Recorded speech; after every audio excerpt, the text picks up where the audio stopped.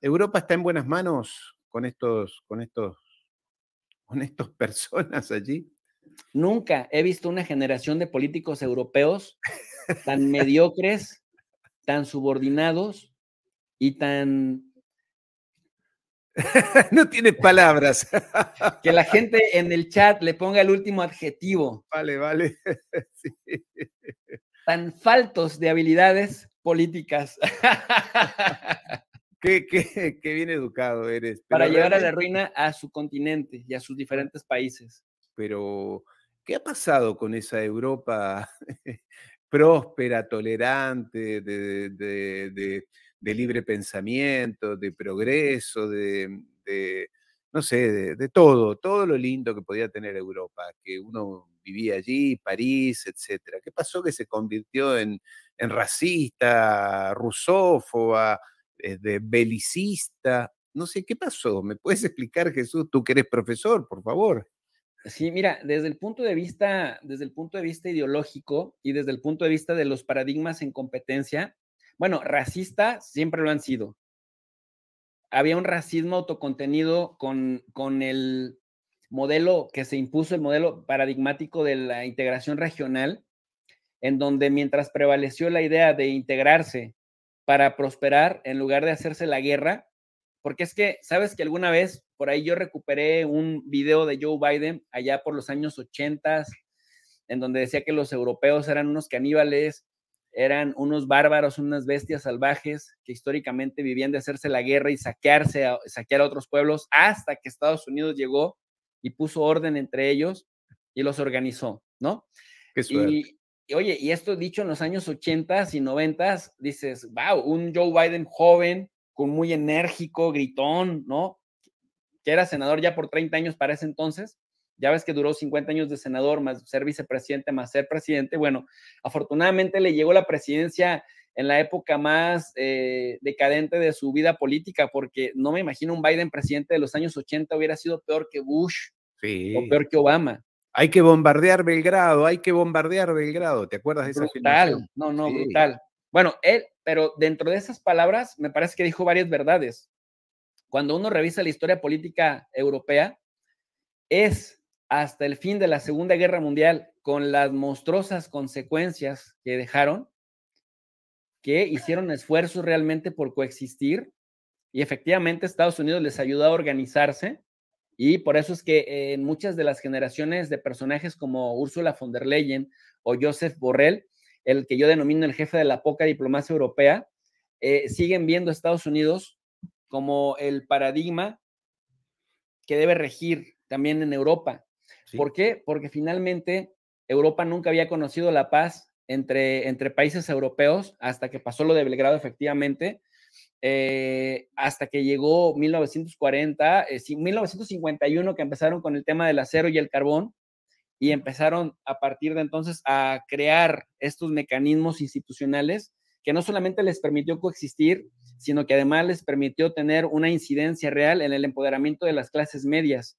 Entonces, al ver que ese modelo empezó a traducirse en beneficios materiales que directamente la gente podía palpar, que ya no solamente era tangencial, sino que impactó la vida cotidiana de la gente, fueron prosperando y se convirtió en ese ideal que luego otras regiones intentaban imitar, pero que pues no podían, ¿no? Y eso le daba un plus a Europa. Pero me parece, Ariel, no sé qué opinas al respecto, que en la medida que dejaron que el discurso de la OTAN sacudiera sus propios demonios internos y les tocara el tema de la rusofobia, el tema de Europa no está por encima de Estados Unidos, no se puede convertir en un cuarto jugador, porque yo en el esquema geopolítico, cuando se hablaba de orden tripartito, yo veía un orden cuatripartito en donde Europa como región, como Unión Europea, porque finalmente es un gobierno supranacional, el concepto de Unión Europea, Sí. ¿no? Eh, Podía competirle al modelo estadounidense, al modelo chino y al modelo ruso. Y siendo sinceros, ante tal capacidad de incidir en las masas europeas, en la gente de a pie, me parecía que era un modelo bastante prometedor. Es decir, oye, pasas de tener a gobiernos que históricamente se enfrentaron y se hicieron la guerra de forma brutal por no ser capaces de contener el racismo, por dejar que las ideologías se opusieran, se pusieran por delante de la cooperación que a todos los haría prósperos. Me parece que el modelo OTAN regresó a lo que sabe hacer bien la política anglosajona, que es la división, a dividirlos y luego hacerlos sentir amenazados para que entonces pudieran activar y canalizar toda esa cooperación que habían enfocado en la generación de riqueza y en la distribución equitativa, más o menos equitativa de la riqueza, justamente basados en un modelo industrial que se apoyaba en los recursos naturales de Rusia principalmente. Pues mira, ahora tienes a una Europa debilitada, en caída libre, y que tarde o temprano va a estar más supeditada a Estados Unidos.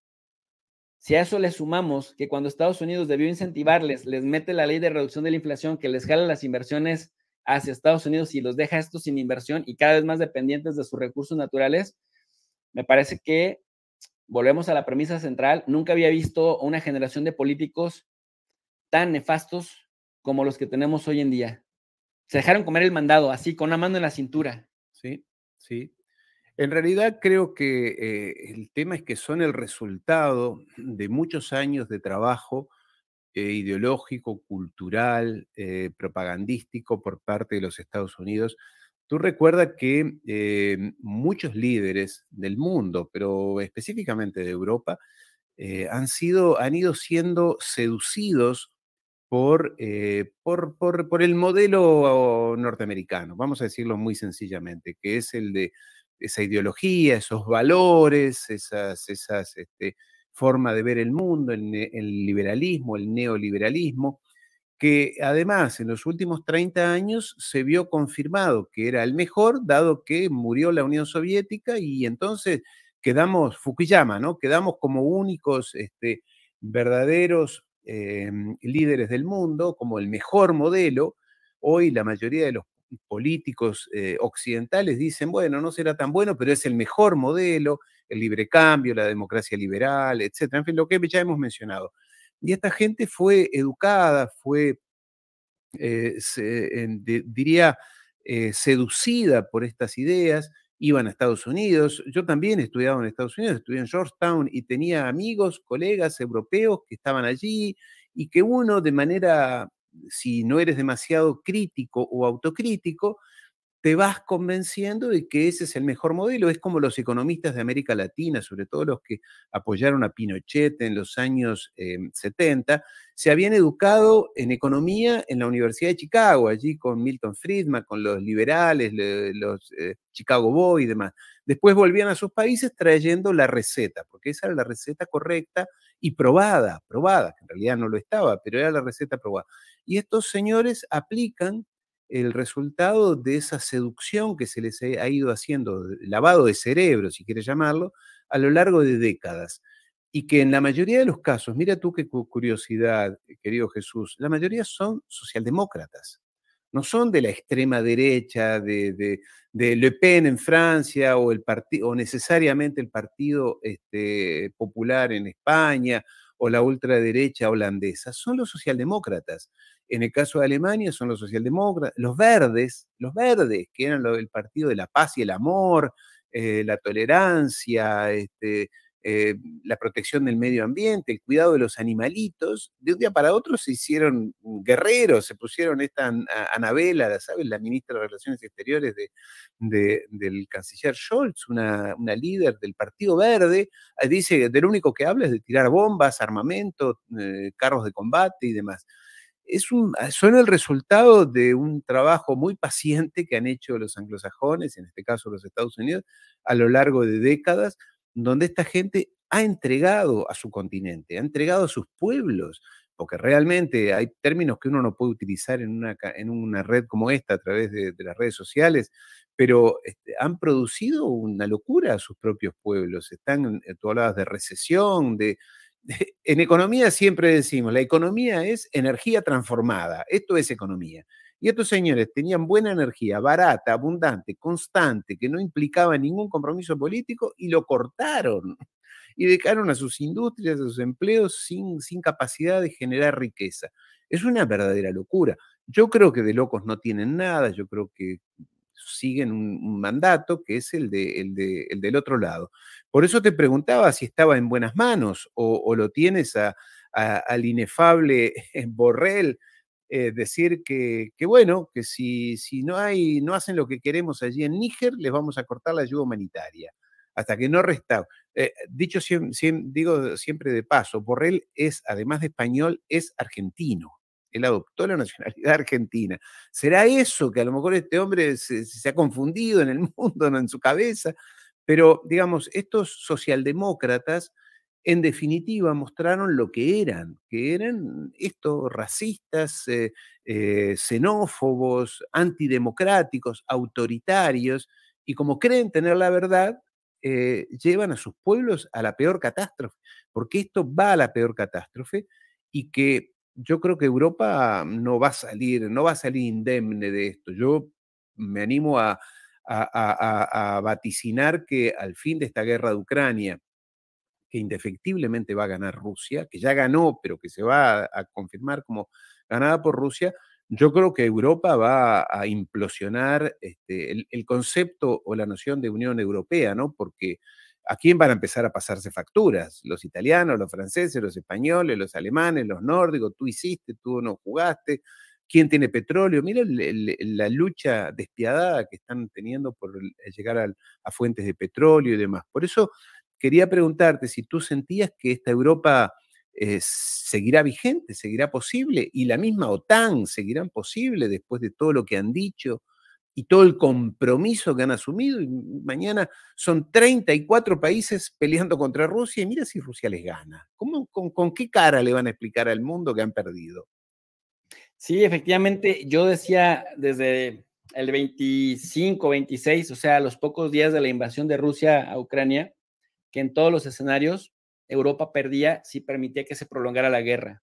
Es que simple y sencillamente no tiene sentido insistir en esta supuesta política de puertas abiertas de la OTAN, porque si Rusia ya había fijado que era su línea roja, pero además en diciembre, tú recordarás, noviembre y diciembre de 2021, Rusia pedía Diciembre. garantías, incluso Sí. garantías legales de que Ucrania no se metiera a la OTAN y que respetara el tema de los acuerdos de Minsk, y lo ignoraron. Todavía fueron con la desfachatez Olaf Scholz y Macron a decirle, es que la OTAN tiene derecho a tener política de puertas abiertas. Claro. Y es que, así como una cuestión de que no se creían que esto podía pasar, pero además amenazantes, sobre todo me parece que Olaf Scholz era un tipo, bueno, todavía lo sigue siendo un tipo Sí. ridículo, espantoso, que fue a decirle, pero es que además te vamos a sancionar dejándote de comprar petróleo, es decir, como si estoy en el desierto y Sí. gracias al agua que me provee un proveedor mayoritariamente,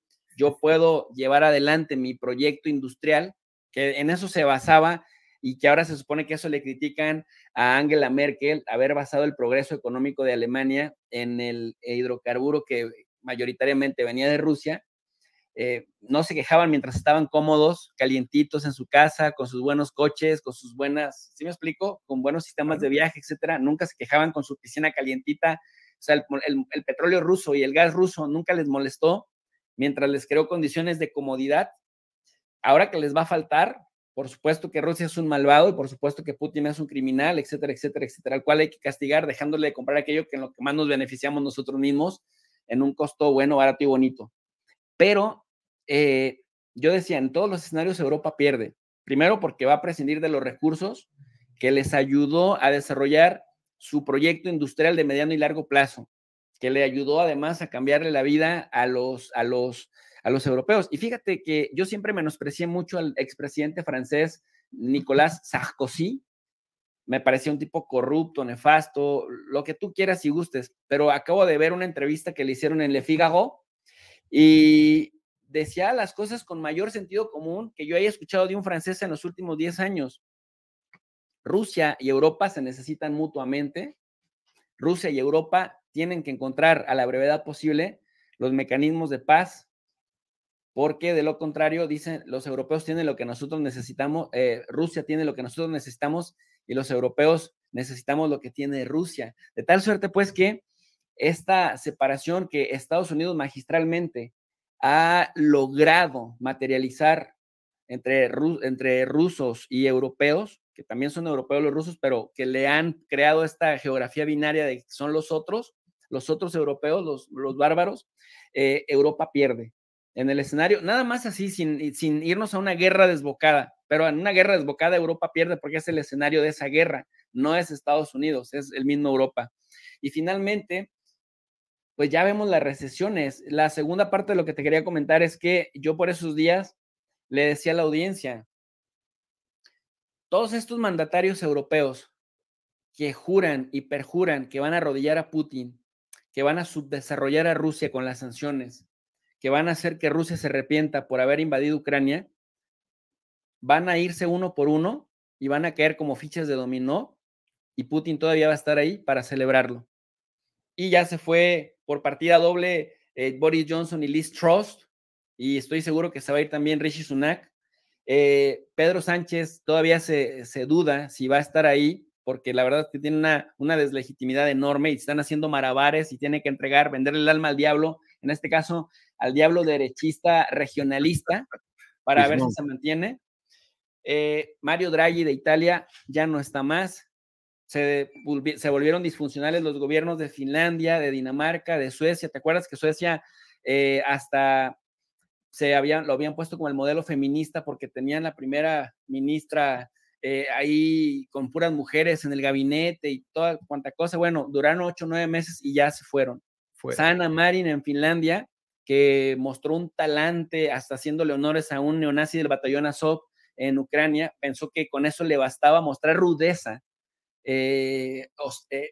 antipatía antirrusa y apoyo desbordado por Ucrania, le iba a bastar para reelegirla. Bueno, ya no está. Entonces, han ido cayendo. Ayer mismo hablaba de Letonia, y bueno, ahora vemos que también los países bálticos, con excepción de Lituania, y el caso de Países Bajos, ya se sumaron a Hungría y Alemania en la recesión. O sea, ya es recesión técnica en donde están. Entonces, las economías empiezan a marchar y parece ser, Ariel, y que tú también eres un expertazo en eso, lo has ido documentando bastante bien, que las sanciones jugaron o tuvieron o han tenido hasta este momento el efecto contrario al propósito inicial de subdesarrollar Rusia, cuando en realidad lo que estamos viendo es este retroceso, esta involución económica en Europa que va a sacar sí o sí a la gente a las calles a manifestarse, como ya lo vimos en Francia, en Italia, en el Reino Unido, y lo vamos a estar viendo también en Alemania, ¿no? Exactamente.